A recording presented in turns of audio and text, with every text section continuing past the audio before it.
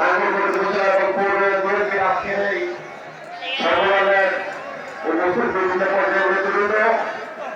নাগরিক গণমানুষের নেতা, সাবেক এমপি সকল নেতৃবৃন্দ, আমি এবং কাউন্সিলর ভাইরা, সমস্ত ভাইরা, সবাইকে আমার ব্যক্তিগত থেকে আমি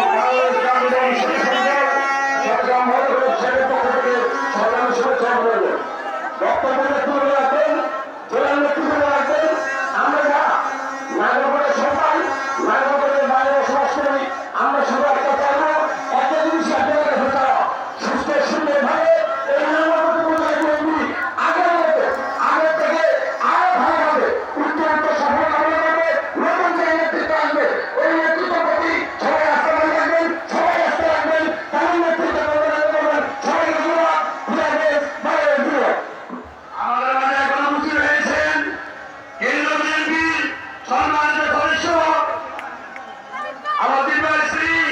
হ্যাঁ আমাকে আমি এখন রাজ্য অনুরোধ করছি।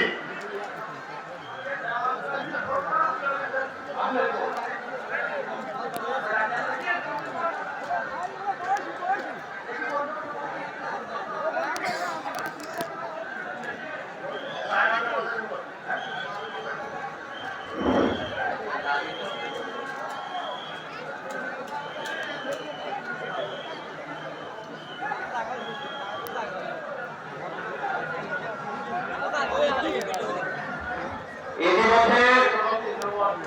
আমাদের মাঝে উপস্থিত হয়েছে